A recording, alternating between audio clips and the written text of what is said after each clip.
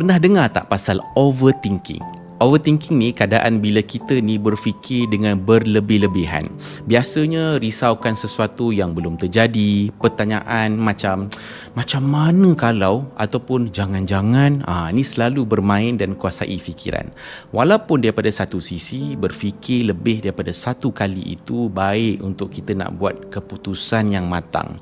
Tapi boleh bagi kesan buruk juga dalam hidup kalau hanya fikir tapi tak buat apa-apa pun tindakan dan takut buat sebarang keputusan dalam kehidupan. Sampai ada rasa gelisah, marah, takut, was-was, cemas, sedih yang boleh timbulkan banyak lagi konflik dalaman dan juga luaran.